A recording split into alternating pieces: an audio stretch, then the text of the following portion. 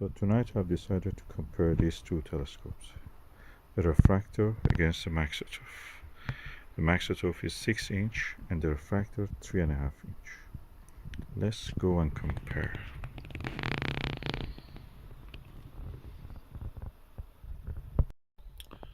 Okay, I'm now comparing and testing two telescopes. This is a Skywatcher Skymax 150 Maksutov, and this is the Skywatcher Evostar 19 and 90 3.5 inch telescope, refractor telescope. Is a achromatic telescope, robust, and that's a Maksutov.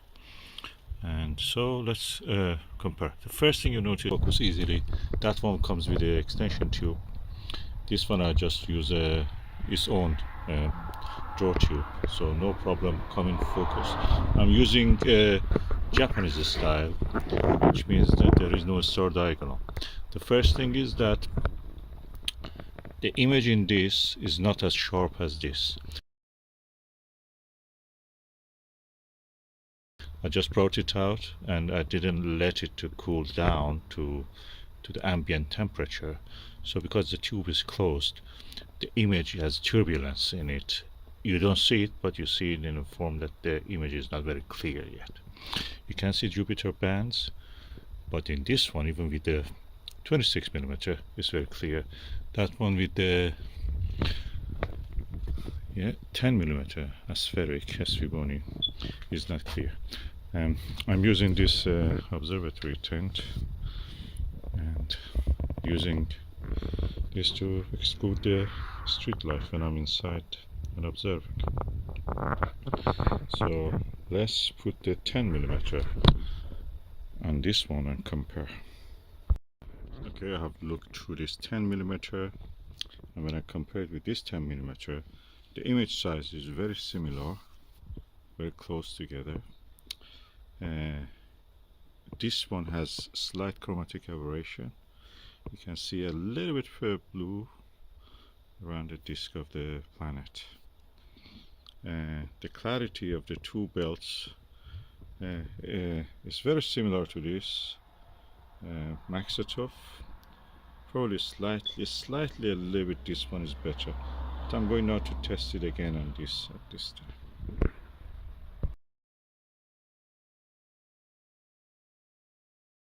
Okay, from within this tent I can now look at the planet Jupiter with the Maksutov 150. This is a Skymax, and with a 10mm aspheric I can say that the image is in this color free. The belts of Jupiter are more clear, although we are now after a heavy day of rain and kind of strong winds, so the turbulence in the atmosphere usually at this time is high. The jet stream above in the higher atmosphere actually distorts a lot of things, but the image is clear in this one, better than the Evostar 90. So if I want to observe and see better, I will use this. No chromatic aberration at all. It's pure clean. The only thing that I can say is that the image size is equal in both of them almost, but this one has a slightly more clear image.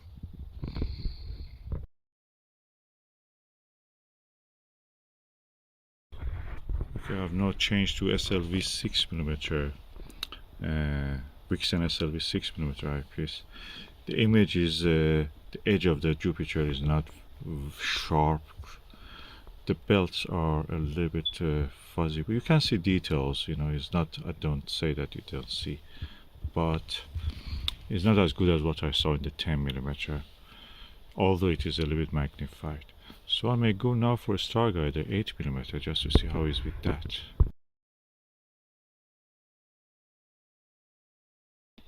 Oh, perfect! A Starguider 8mm. It shows perfect the image of the planet. Everything perfect. Round, edges are sharp. The details on the planet's cloud belts are sharp. Really good. This is a magical. 7-8mm is always a good magical eyepiece number. You use it and that will give you, most telescopes really gives you the best results. 8mm Starguider on this, really good. This is a Skywatcher Skymax 150. So it's a Maksutov. Yeah, chromatic aberration free and everything nice and good. It's like a 120 ED DS Pro Skywatcher Achromatic telescope. So really good, I'm impressed. Let me just immediately go and change it to the Evostar.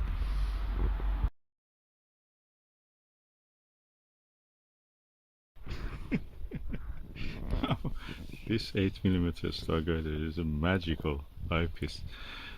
Image is clear, beautiful, sharp.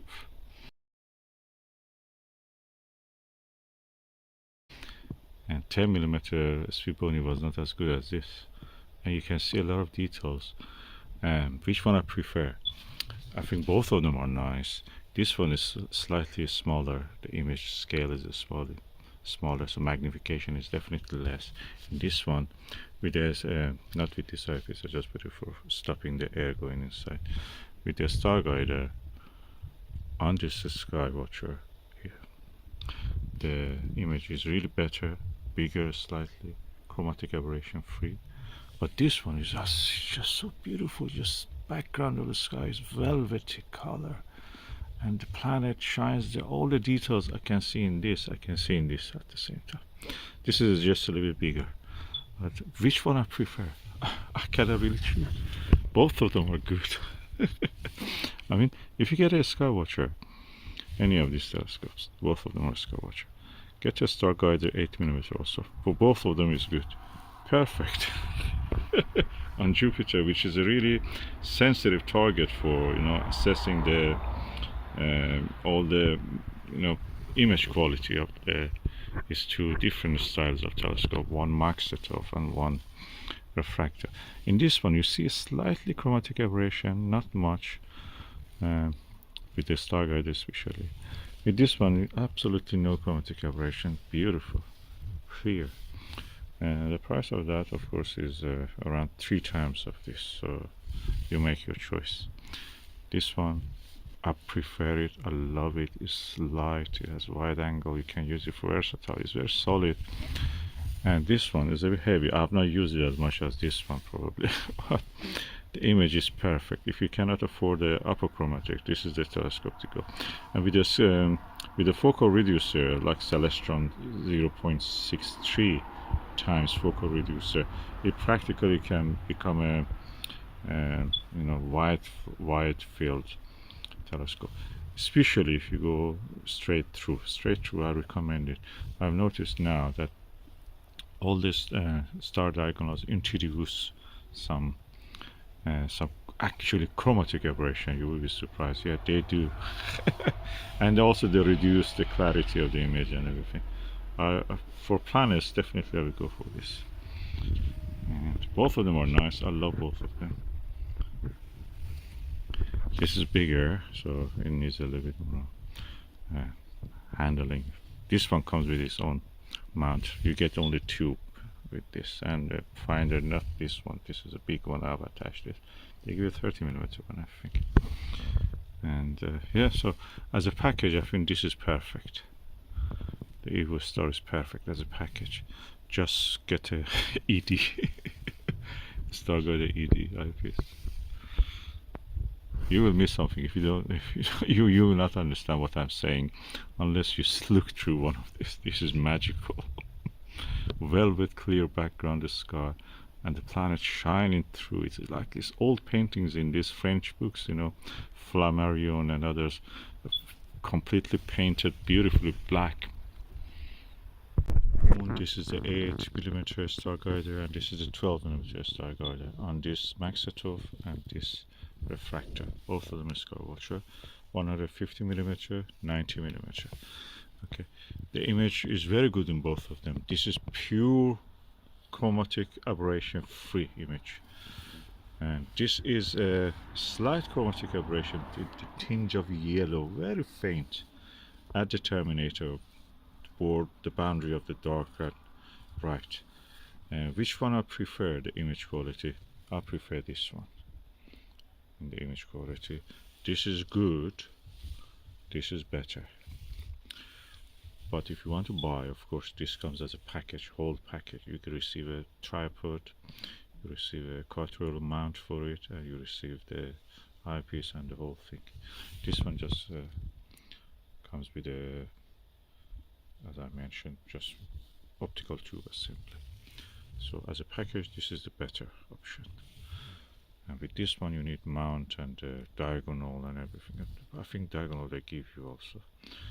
And yeah, smaller finder scope. So both of them are good. This is almost like achromatic. This one is really good refractor and very clear, especially at the moon. Very nice, both of them. With the 8mm, the magnification is less than that, so that is giving a bigger image. But pointing that to the target is difficult, more difficult than this. This is a straightforward. That one has a narrow field of view. Of course, it needs a little bit thermal equilibrium.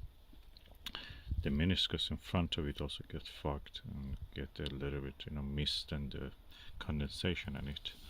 This one doesn't have such a problem, as far as unless it is really wet in the atmosphere. So both of them are good. This one is better. This is the view to the Skywatcher Evostar 90.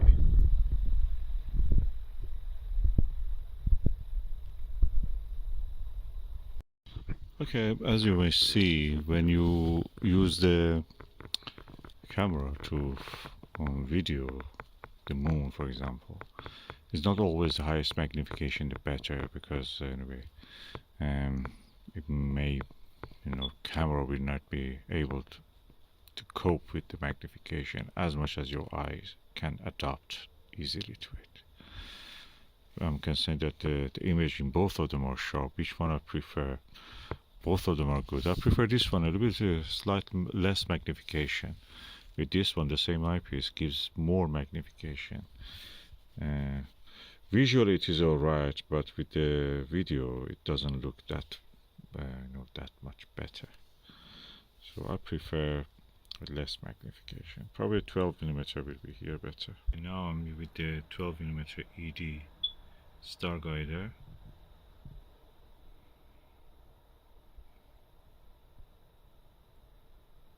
And the Maksutov 150 Skywatcher Skymax.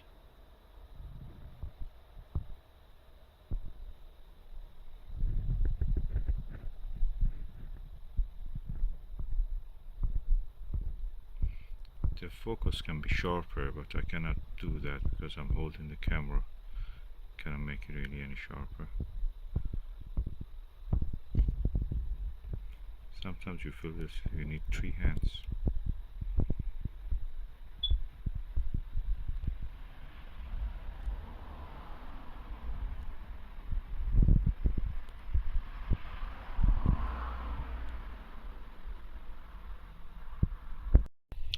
Okay, this is 16mm Nirvana on the Skywatcher Evostar.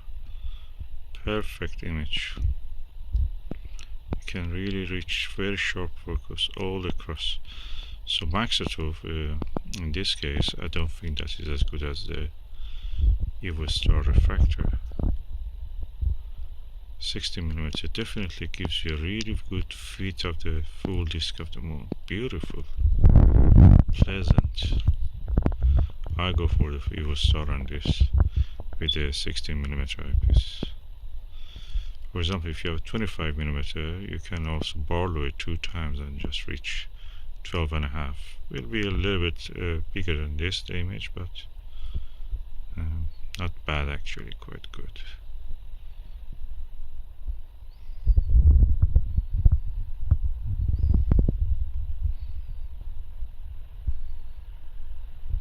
Yeah, I prefer Evostar with the 16mm Nirvana here.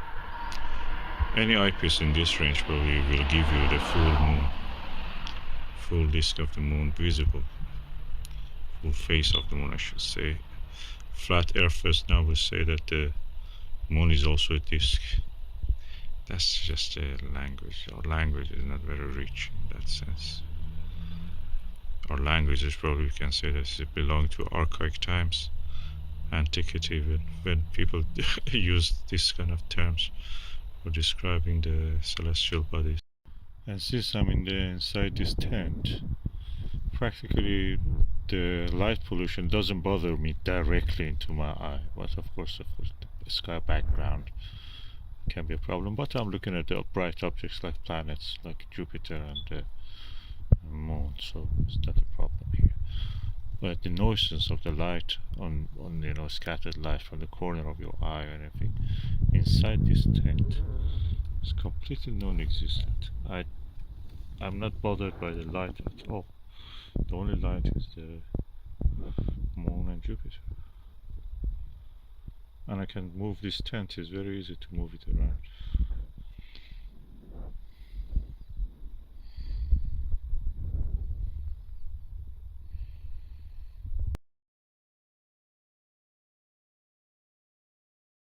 The only problem with the Maksutov is that when the condensation forms on it, as you can see. Okay, observing with this telescope is nice, is pleasurable. You enjoy it. There is only one point. Your time will be limited because of the condensation forming on the meniscus. So, if you can use a dew heater or the weather is not that damp, you will have a really good time with this, cheaper than any refractor of achromatic nature. Otherwise, your time will be limited to 1 hour, 1.5 hours. Then you have to cover it like what I did, and then again come back and use it. So you have to make your choice. It's a good telescope. It's usable. It's definitely cheap, definitely powerful, and chromatic aberration free, the most important thing.